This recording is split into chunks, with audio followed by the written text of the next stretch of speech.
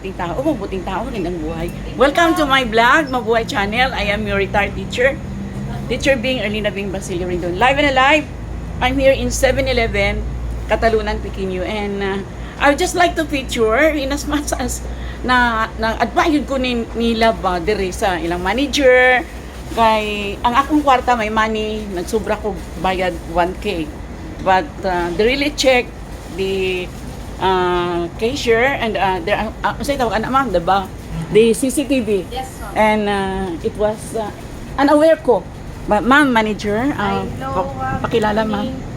Ay, Pichi Agrabante day, ma'am, sa Pequeño. So, Yeah, manager sa 7. manager mi sa 7-Eleven, ma'am. Ako assistant. Si Sir Yes, ma'am. Marlon Brian Daan. Marlon Marlon Brian Daan. Brian. And si ma'am kanina nagtaba, who help me, ma'am? Shane, hi po. Oh, ma'am, ano pangalan ma'am?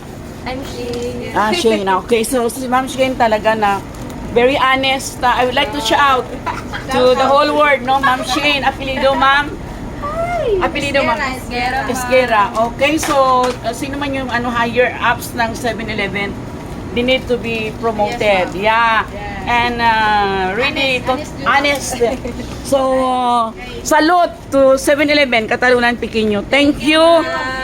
Really for very commendable job this morning. Honest, my money, I'm unaware because I'm in a hurry, and they really check it sa CCTV that so my money is really I paid more na sobra ko gatag.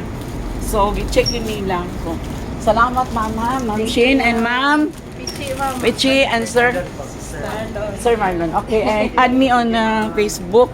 So this is it. What are you waiting for? Come now in Catalunan, Pequeño because everything is really organized. All people here is happy always. Yeah, happy always, friendly regardless they are tired. Yes, ma'am. Okay. So this is it. Thank you everyone. Thank you. Bye.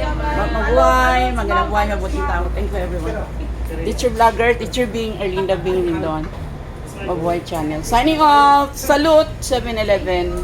Management here in Catalunan, Pequeño, Davao City. Mabuhay. That's people in Davao. Really, they are really good people here. So this is just located here in just a minute. Here in Catalunan, Pequeño, this one. Yeah, that's it. So in front of Choice Mart, their location.